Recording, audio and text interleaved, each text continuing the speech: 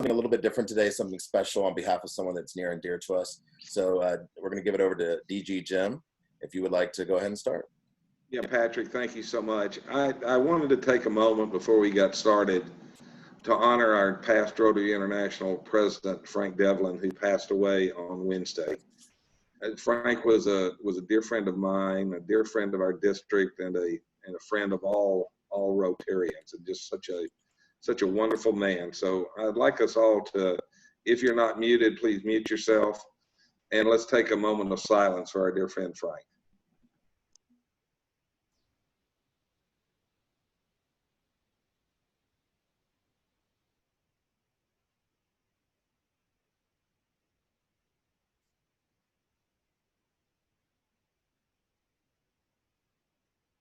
Thank you very much.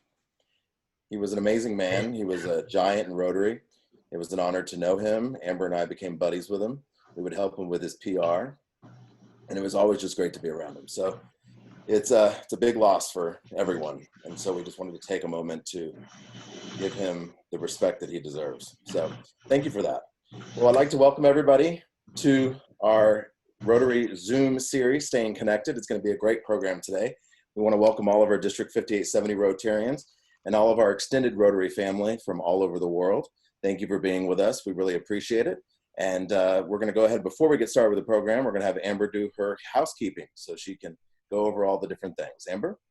Hey again, guys, just real quick, I know a lot of you are familiar with this, but anybody that's new on the call or that isn't, in your top right-hand corner, you've got speaker view or gallery view. So if all you're seeing right now is my face, it's because it's on speaker view. If you'd like to see multiple faces, click that button. You can switch it up there to gallery view and see everybody at once.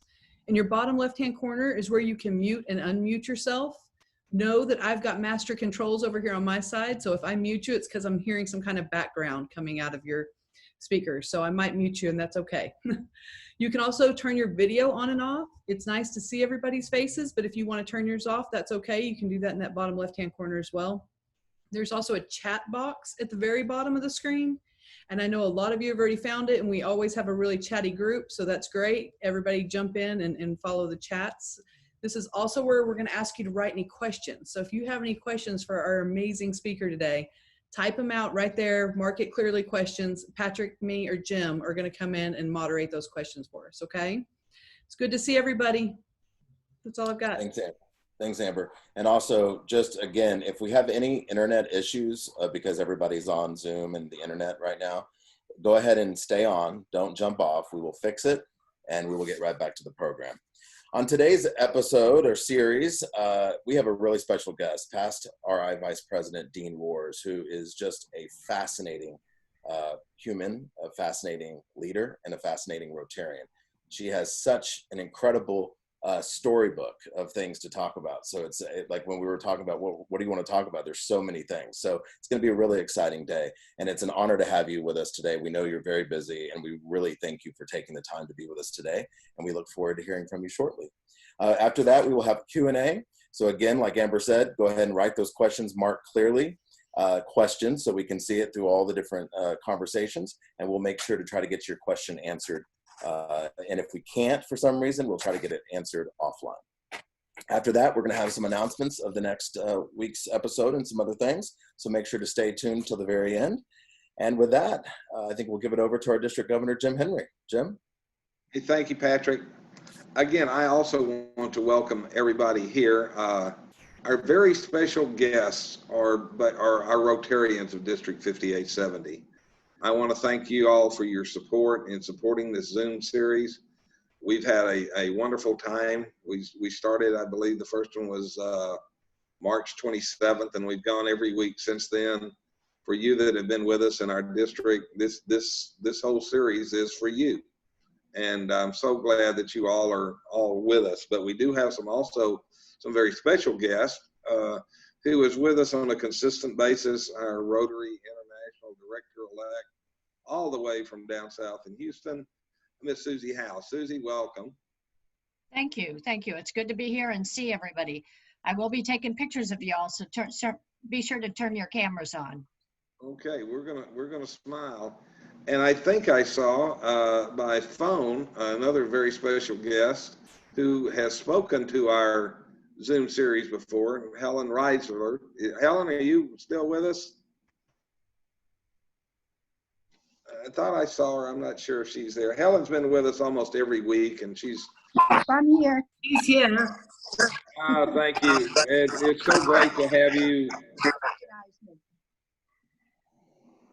It's so great to have you with us. And Director-elect Susie, I don't know if I have this authority, but it's almost like she's an honorary member of our district. I don't know if we have one of those, but she's been with us so much that I think I will designate you an honorary Rotarian in District 5870. So thanks for being here with us. We've also got, once again, the president of Russell Hampton, Joe Beveridge, is with us. Thank you, Joe, for showing up. And I've got my good friend, DG classmate, John Hutcherson from Fredericksburg is with us here today. So thank all of our Rotarians from our district, from outside of our district, any guests that we have. Thank you all for joining us so much. Before we get started, I wanted to give the District 5870 a little bit of update on our district grant projects for COVID-19, where we have used some DDF and money from clubs and money from the Disaster Response Fund grant that we got from Rotary International to support 3 of our area hospital organizations, St. David's, Seton, and Baylor Scott and White. We have given them over close to $115,000 to be divided among those hospitals for the sole purpose of purchasing PPEs for their staff and their hospitals and their clinics in Central Texas. All that money has gone out. So we have done what we set out to do, and a big thank you to everybody in our district, that all the clubs that contributed and everybody that contributed 3 years ago that allowed us to do this year. Thank you all so very much. Hey, but Jim, as Patrick mentioned, we have. Remind everybody how much money went out. I'm sorry? Remind everybody how much money went out in that grant. Yeah, it was about 115,000. I think I said that, but it was between the Rotary grant and our DDF and clubs that pledged some of their district grant money back to the district. It was close to $115,000, which will be used throughout our district for hospitals and clinics.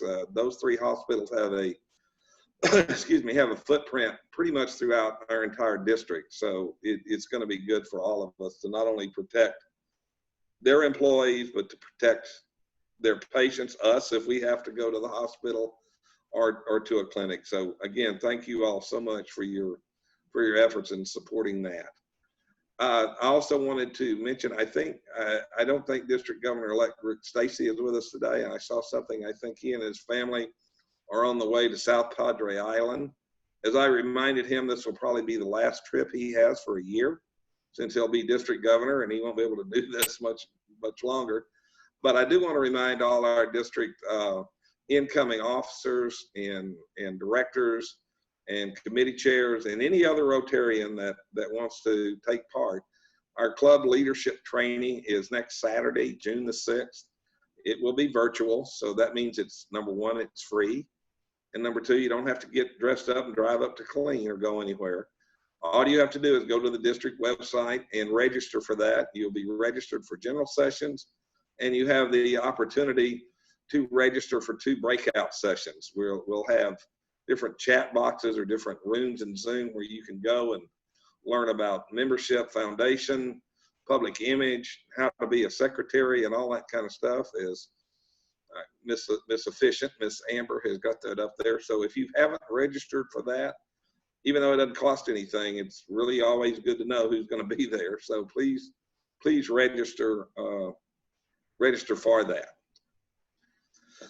So I think that's all the announcements I had. And so as Patrick mentioned to you, we have a very, very special treat today. We have speaking with us past Rotary International Vice President, past Rotary International Director, and so many other Rotary titles that we don't have time to mention them all, but Miss Dean Rohrs. Dean Rohrs is joining us from British Columbia up in Canada.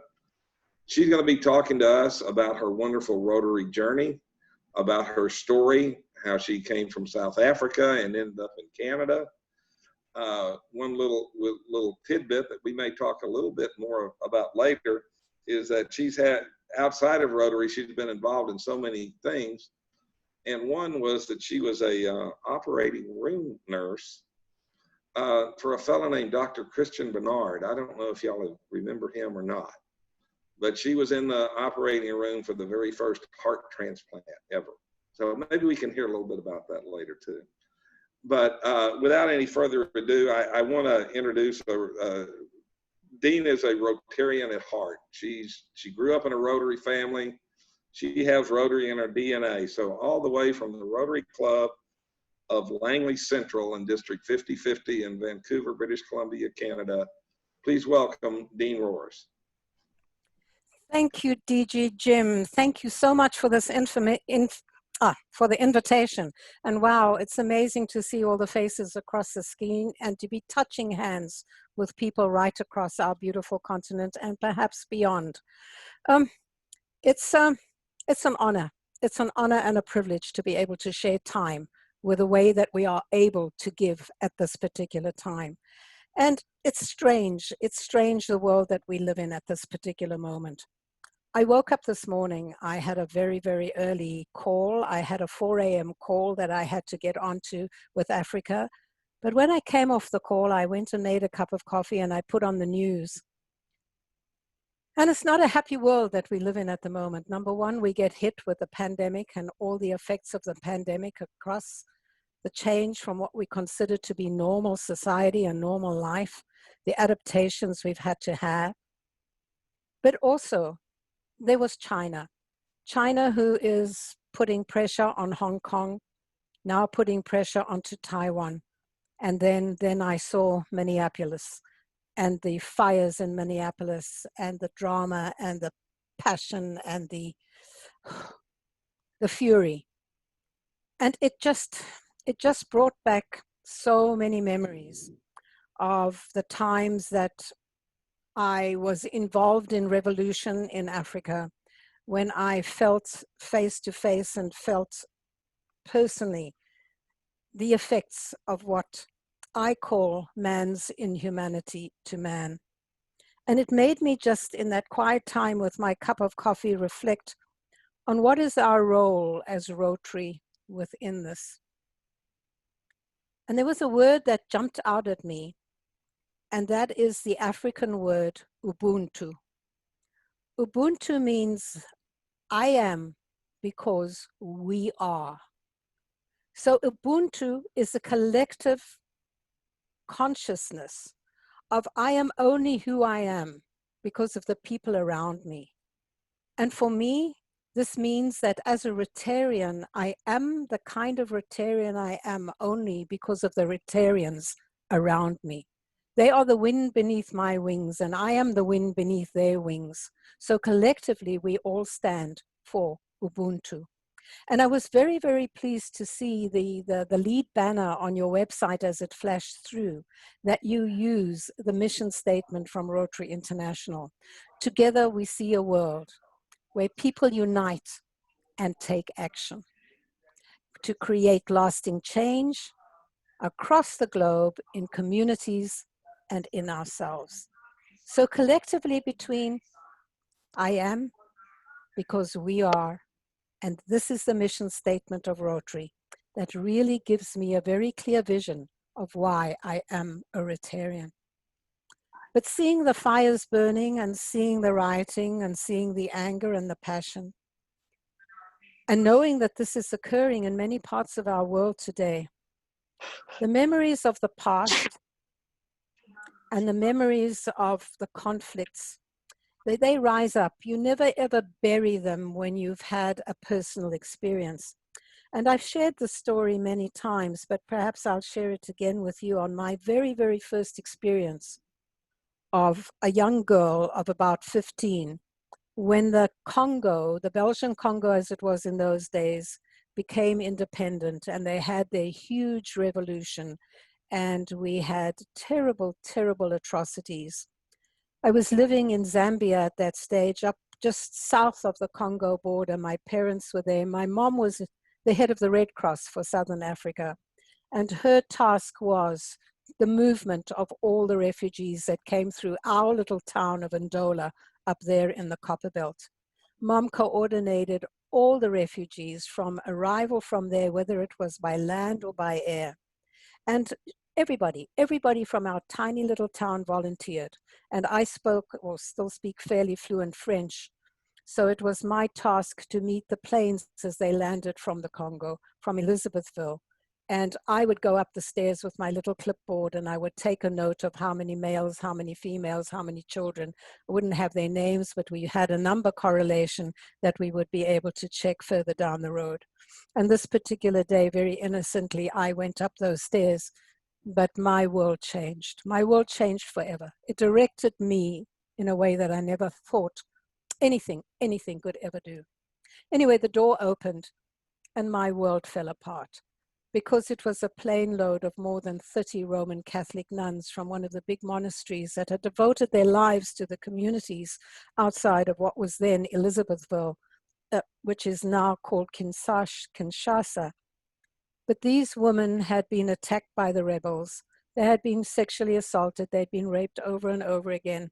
And then, as was the custom of the Belgian soldiers to bring discipline into communities, the rebels took this and then were doing this to everybody that they came across. These poor women had had their hands cut off. So a plane load of women sitting there quietly, not a cry, but the whimpers and the smell, and the smell of the blood I will never forget, never, as long as I live. And anyway, how do you reconcile something like this, that one human being can do something like this to another human being? These are extremes. But if we go into our communities and we look at racial conflict, we look at racism, and we look at the disrespect that we have for somebody who isn't exactly like us, it brings back these memories and this reflection on man has not changed so much. We take for granted our freedom of the ability for us to operate in the communities that we operate in, where we are the same. We have a collective mind and a collective speak. But sometimes the past and our cultural background still dictate what we do today. And thank you for Rotary being there, that can use its mission statement and its vision and its motto of service above self to perhaps direct us in a way that we need to be directed. It's hard. It's hard to make a change. We in Rotary know that we have been the way that we have been for generations. We are over 100 years old. We are old in our communities. We have difficulty in accepting the new. We have difficulty in accepting bringing other genders, other religions, other cultures into the clubs that are comfortable for us. But I think that time has passed. We have to change, not change the environment around us. We have to accept the Rotarian environment that we need to have to move us into our future. Doesn't mean that we go completely off the wall, but we have to embrace and we have to accept. And it's been a fascinating journey for me with my Rotary journey, coming from Africa, coming from where I was, and a very different style of Rotary into an extremely conservative style of Rotary in Vancouver. And the first time that I joined Rotary, in Vancouver, which was only a week after my feet touched the store here, it was the wrong club. I joined a traditional conservative club, and they didn't know how to deal with this aggressive woman from Africa. And eventually I received a letter from the president and the executive of the club requesting my resignation. as they felt that I didn't fit into their style of Rotary. I was challenging my old boy society far too much. I didn't know my place. Well, I had an amazing district governor who got to hear about this, and he called me up and he said to me, "So what are we going to do about this, Dean?" So we started a new club. And nearly 20 years after I left that club, I got a request to please come and speak to my old club and talk to them about what they are doing wrong and what they need to change, because they were a dying club. And let me tell you, I got my revenge. That night, I got my revenge. However, I think these are the things we need to think on. We need to think on that people bring to Rotary various talents, various passions, various directions. And we have to respect that. And we have to embrace that. And we have to make a place of that, for that within our world. Think of Joseph's coat of many colors. What a successful coat that is, both in our religious connotations, but also in our modern world. It was a patchwork coat of different fabrics, many colors, but what a fantastic purpose it has, and what a symbol it has become in our culture. Canada is different to the US. The US is different to Japan. Japan is different to Russia.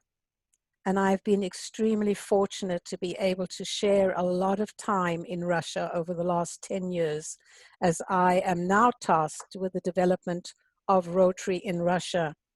But over the last 10 years, I've had the incredible privilege of first looking after Eastern Russia and now looking after the consolidated Russian district, District 2223, which encompasses 11 time zones. So when Patrick mentioned that they'd heard me talk about Russia and the challenges that we had, this is a huge challenge. Can you imagine one district with 11 time zones? Can you imagine a district that goes from sheer sophistication with huge cities, with cultural history that have been part of the development of democracy in the beginning, then communism, and the whole change of society across the world, to the small villages that we have in northern Siberia, on the Kamchatka Peninsula, or in Magadan, a little city called Magadan, which is the root of many bad thoughts about Russia, because this is the center for the gulags. So when anybody stood against the Russian culture, the Russian government, they were sent off to the gulags. And it is dominated, this little town, by a huge memorial, a memorial actually designed by a Rotarian. And it is this huge mosque of sorrows. You can actually go up internally into this, and it celebrates the lives of the people that were lost in the gulags. Magadan has a little Rotary club of only 6, and they are all women. I think they now have one. They had a male member, but he has now left Magadan and gone somewhere else. They exist for youth exchange. That is the sole purpose of why they are Rotarians. They can do nothing. They have no money. They have absolutely nothing they can do. They don't have support from the outside world, but they can do youth exchange. They send out a student annually and they receive a student annually, and they change the lives of the youth of their communities. So we have an impact because of who we are and where we are, but we embrace the whole philosophy of Rotary as we work within it. We've formed a new way of designing a Rotary district, and it's a pilot program which will run for the next 6 years in Russia. Because of its huge geographical area, we have split the country into 5 areas, and each area is headed up by a regional director. The district is governed by a board of directors, of which the district governor is the chair, represented the 5 regional directors, These 6 are the voting body of the board. The district governor-elect, district governor nominee, immediate past district governor also sit on the board, but they have no vote, as does the other voting member we have is the Rotary Act representative. So those are the 7 votes across the board. Mikhail, who's the other representative looking after Russia, Mikhail Alberg, past Rotary International treasurer, and myself also sit on the board, but we sit on as mentors and as guidance, but we don't vote. It's been an interesting experiment to take away the power and the authority of the district governor and to disseminate it into a board of directors, especially amongst the Russian culture, which is so used to having somebody dictate to them what they must do, first under communism and now under the rule of law, the way that they have it there. So the district governor, when they became district governor in Russia, either in the West or the East, assumed the role of the Tsar or the Tsarina. And that's the way they ruled Rotary. It was with an iron fist, and what they said went, and everybody jumped and, did exactly what was told. Now, not only those that are in the line of leadership have to change the way they're thinking and go to a democratic voting process of a board of directors, but the membership across Russia is slowly being empowered to understand that they have a voice and their voice is being listened to. So different in ways, so scared to express an opinion, so scared they might be intruding where they shouldn't be wanted. We also have a huge challenge in that Rotary is not considered an advantage for anybody in Russia. The government itself has kindly given us a very little message, short little message, which says to us, we know who you are. You are so small that you really don't bother us too much. As long as you toe the lines, we will disregard you. So just behave and you can get on with the job that you are doing. For the first time this year, we are registering clubs legally. The clubs have been flying under the radar over the last years with only a very small percentage of their clubs being legally registered.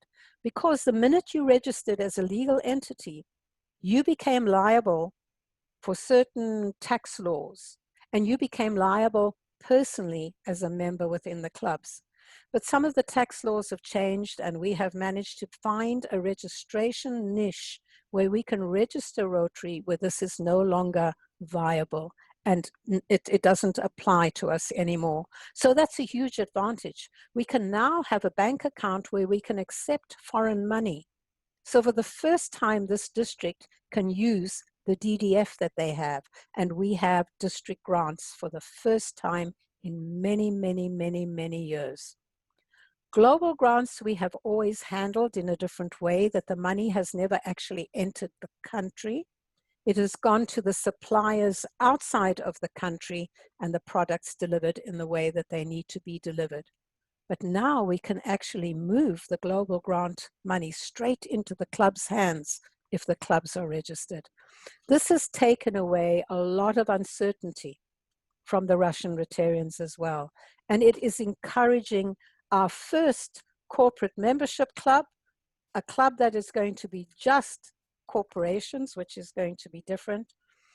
It's also encouraging many of the younger up-and-coming business people to join Rotary. So it's a very positive step in many ways. So with the challenges that we have in the lives that we live outside of Rotary, we have to understand that in many, many instances, Rotary has the tools that make it possible for us to do what we would like to do and like to achieve. The famous words, Rotary allows you as an ordinary person to do extraordinary things. And I honestly don't think I would be the person today if I hadn't had Rotary at my side, if I hadn't had Rotary to guide me in the directions that I have gone into, but also to have given me the opportunities that I have had through Rotary to see the world, to address the world, and to come to grips with some of the challenges that we have in the world. Rotary is innovative. Rotary is flexible.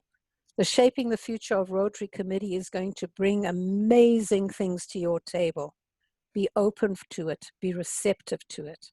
But please don't ever lose your passion for Rotary. Don't lose the fun and fellowship that we develop through our relationships. Don't lose that good feeling when you go to bed at night and say, man, I did something for my community today and I can sleep in peace. So we have respect, we have concern, and we have service above self. So please just be a Rotarian. Thank you. Wow.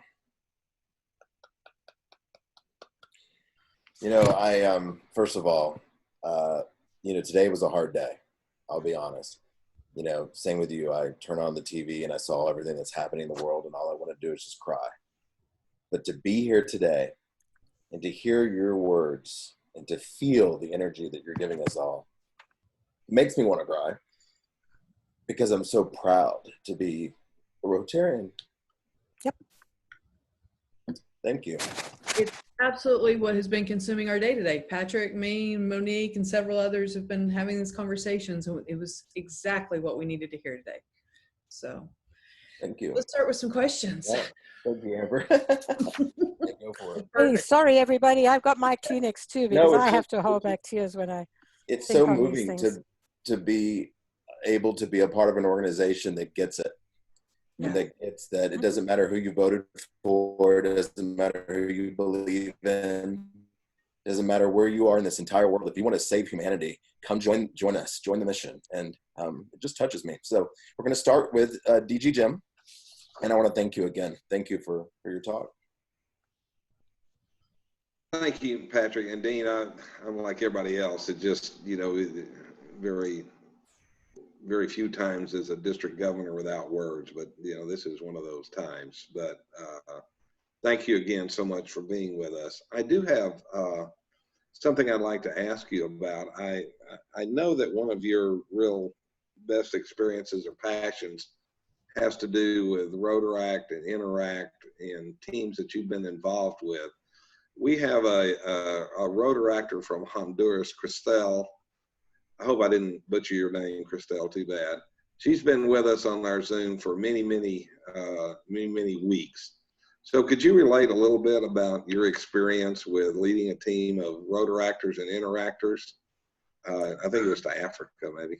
Yep, it is. It's one of my greatest joys in life is I take a team every 2 years to South Africa.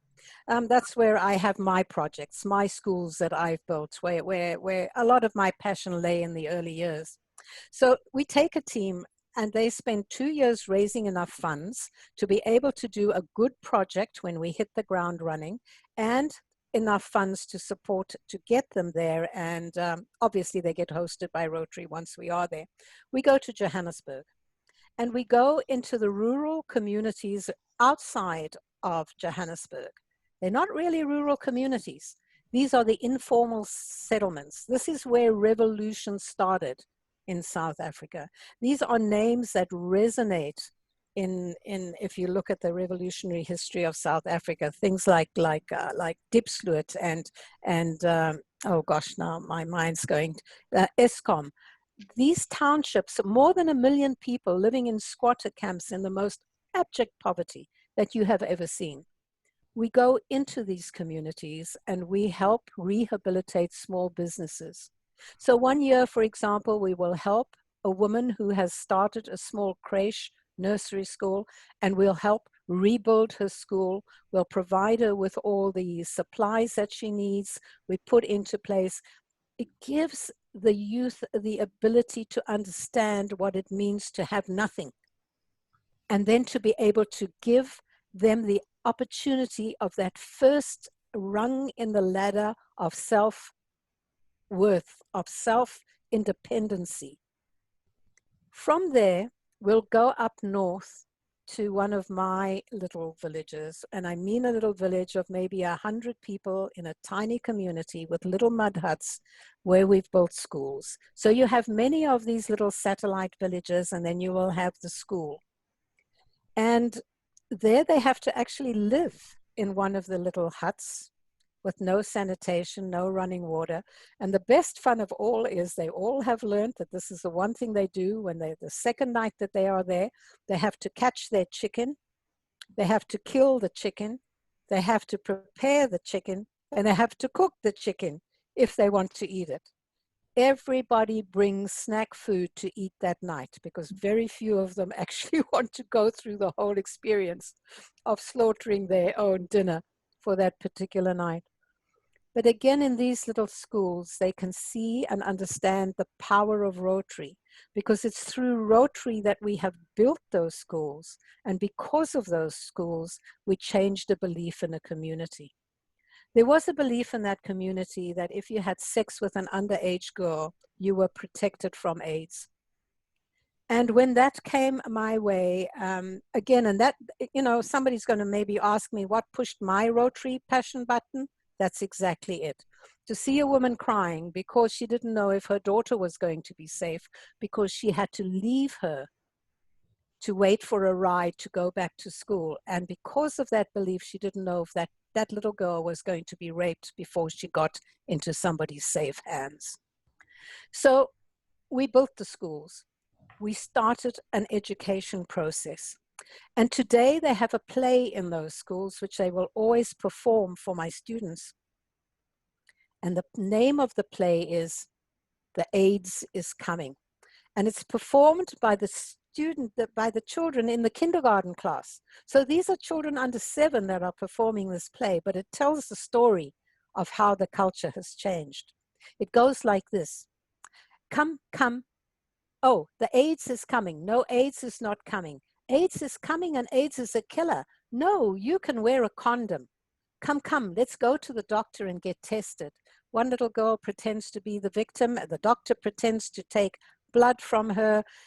He turns around back to her and says to her, so sorry, but you are positive. So the child pretends to cry. She gets comforted by her fellow little girls with her who say to her, don't worry, don't worry. Let's go shopping and buy your drugs.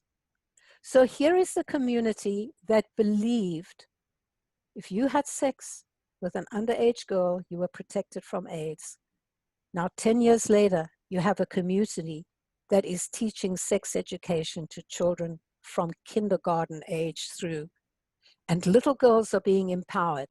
The last phase in this little play is a little girl who stands up and says, don't touch my body.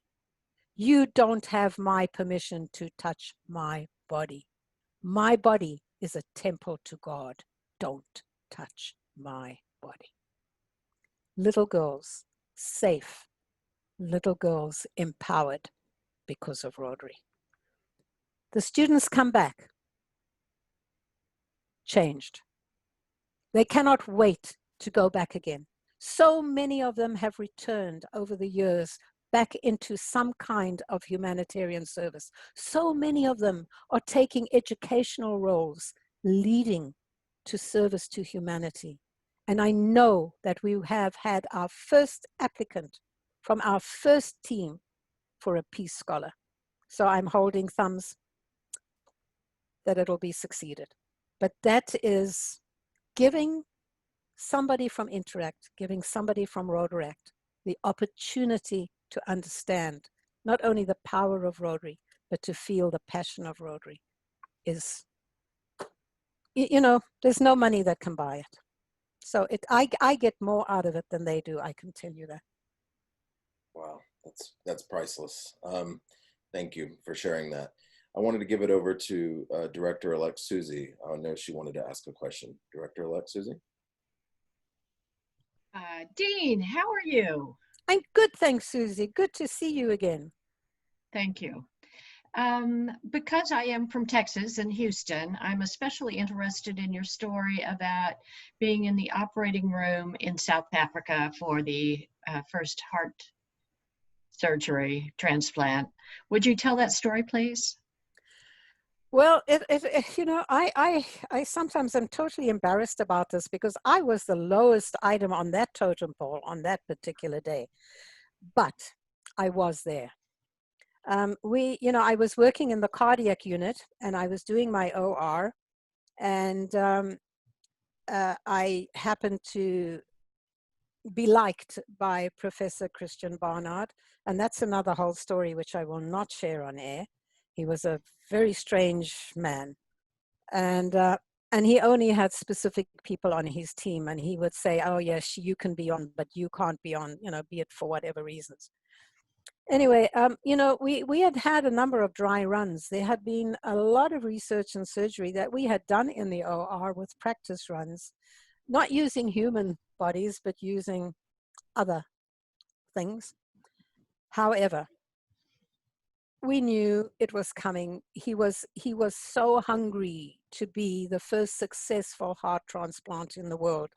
Now, he wasn't the very first heart transplant, but it was the first heart transplant that left the table alive. Previously in the United States, there is a doctor who did the first heart transplants, who had the courage to actually do it, but the patient did not revive and did not survive the surgery itself. So the patient that we did the surgery on for the first heart transplant was dying. He was in the last elements of dying. He was not a good candidate.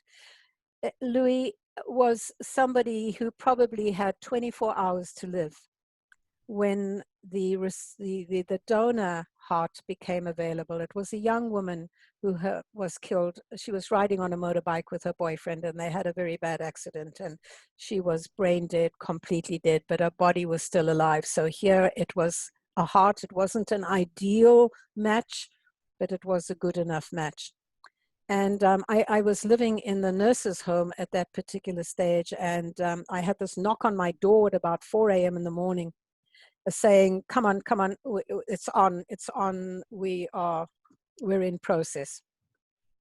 So rushing, getting dressed, rushing down to the OR, preparing. And you have to think back.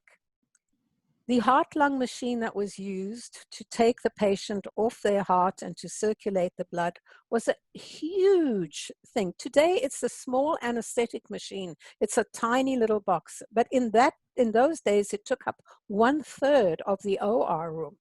We had all the technicians there. You had the table prepared with Louis on it. And then in the next door theater was Denise, who was the young woman, and the two teams, the one which harvested the heart and just carried it directly over into the OR. And then we proceeded with the surgery from there. It was a very long day. I was, as I say, the lowest of the low. I was the runner. I did whatever needed to be done. I counted swabs. I mopped brows. I brought drinks to be sucked through a straw. I just did whatever was asked of me. But at the end of the day, when Louis went back into the ICU, and he was alive, and he lived for 12 days afterwards. He had quality time for his family, which he hadn't had for months prior to the surgery. And he didn't die because of the heart. He died from a pneumonia complication. So, yeah, that was an amazing day. It was an amazing day. And look today, what is the legacy that's left there with all the transplants that are being done, not only with hearts, heart, lungs, face transplants. Can you imagine getting a new face, right? Stunning. Thank you for Wow. sharing, Dean. So, President Dean, I wanted to ask you a question earlier, and you sort of answered it in many ways, but I'm going to ask it again, and I'm going to ask it with the thought process of, it's unbelievable to me that you joined the wrong club, and what if you quit Rotary that day? What if you walked away from Rotary because you just didn't like the club? So what kind of advice or points can you give to anyone on this call or anyone that listens to this in the future that loves Rotary or thinks they know what Rotary is, but the club just isn't working and they're ready to walk away? And secondly, there are a few pivotal moments or a moment in your journey that you said, besides the one you've already shared, that says, I'm going to be a Rotarian for life, all the way up to vice president of the entire organization. I mean, that's incredible. So I just was curious, what would you say to someone that's struggling with their club and wants to leave? I would say to them, walk away from the club with no compunction whatsoever, but do not ever walk away from Rotary. There is a Rotary club for you. They are like-minded ones, and if you can't find that, start your own damn club, right? Get on with it, get it done, but don't walk away from a Rotary, right? So I gave you that one time, and that was, I have the two occasions, and they both have to do with women's tears. It's the tears with this woman who was scared for her daughter. But the other occasion, we have an organization here in Vancouver, and I'm sure you have many, many organizations like this, Dress for Success, where you have women that have been on the streets for maybe 10, 20 years, been in prostitution, been on drugs, but have been the lowest of the low in both self-esteem and in society, but who've now had the courage to step forward and to start or to want to make something different with their lives. So Dress for Success helps them to prepare for this journey.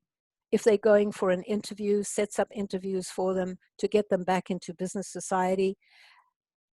They have a hairdresser on site which will do their hair, a makeup artist to help them do their makeup, and then they can choose a number of professional outfits that they can wear to a professional interview. Plus they get all the guidance that they need so that they know how to handle the interview.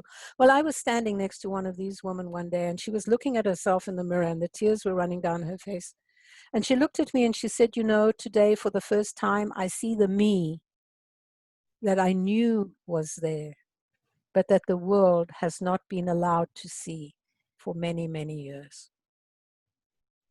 Thank you, Rotary. Thank you, Rotary. Dean, there's a question asked by Beverly Lutke, who's our district governor nominee, relating to your story about taking the Rotaractors and Interactors to Africa. If the culture in Africa has changed, or is it changing with the education of women over there? As they're getting more educated, how is the culture changing as a result of that? Oh, it's changed dramatically. I would say that so many of the clubs that I go to in Central Africa, especially if I go Uganda, Tanzania, Kenya, those many clubs are at least 40, 50, 60% women. The small young business leaders, so many of them are women. They have the opportunity. The minute that they have education, they have opportunity, and they make something of themselves because of the passion and the drive that they have. 2 years ago, I had the privilege to institute a mentorship program together with Judith Dimmitt from the UK and some of the Commonwealth women's organizations that they were working. We as Rotary in Canada took it on, and we mentored 50 young women from Africa. A year's mentorship where we dealt with them. We had mentees here, many women and men from Canada, who each took on a mentorship role and mentored these young women through. One of those women is now employed in a senior position at the World Bank. And remember, this is 2 years ago that we did this, right? She has stepped into a senior position in the World Bank because of the community development work that she is doing, because of the mentor programs that she had. She actually spoke here in the United States and in Canada at a number of district conferences. We brought her over because she was such a rising star. I heard today that we have had one of our girls has just been employed by USAID. Yes. So working in those areas. Every single one of these women has not only been advantaged, but they have taken on the roles of mentorship, and they are mentoring the women of their communities. So yes, the women in Africa are a force to be reckoned with, but then I reckon that the women of the world are a force to be reckoned with. Some of us just have a longer journey than others. So watch out, you guys, watch out. Awesome. Amber? You know, there's one question that I'm seeing coming through here that we might be able to cover real quickly. I know we're running short on time, but Gordon Cox asked about the exchange cost there at those clubs in Russia.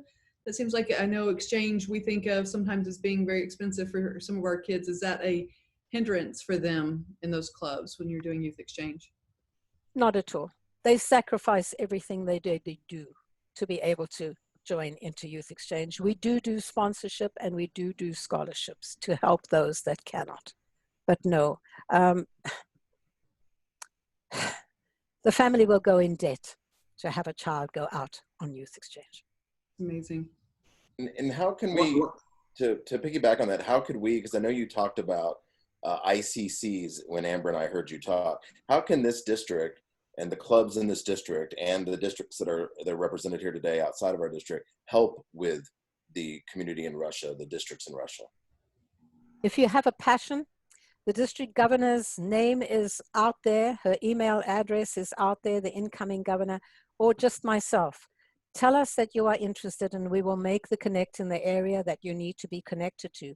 But if you just do a search on ICCs, Russia, United States, you have an amazing, amazing ICC headed up by,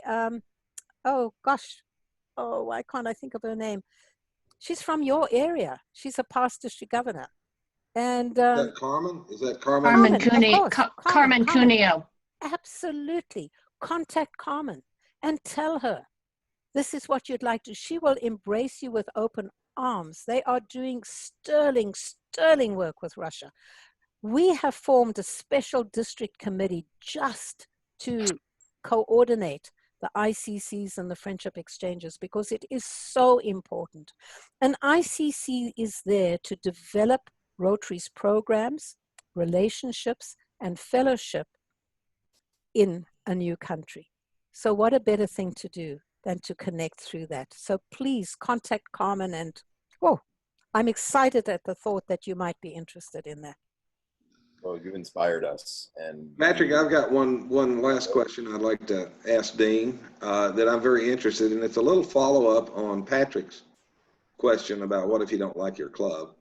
But it comes from KC and our West Austin club, and it's more toward the community.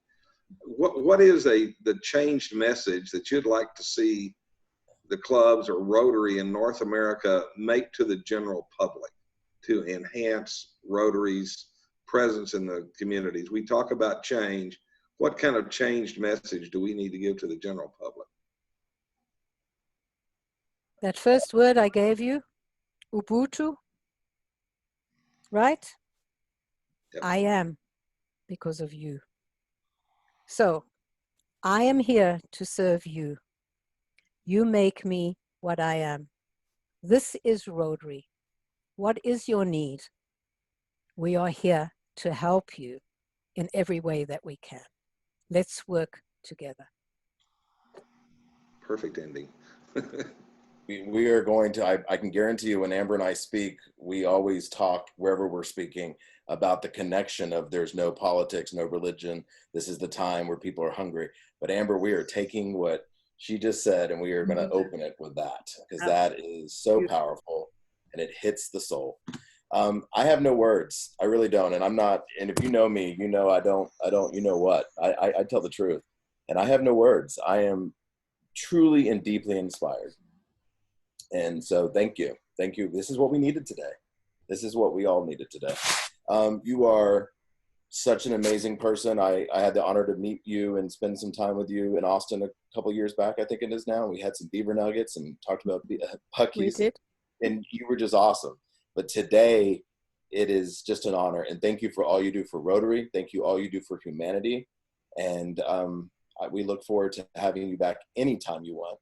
If I will help you write your book, so you just let me know if it's done. But thank you. I'm a huge fan.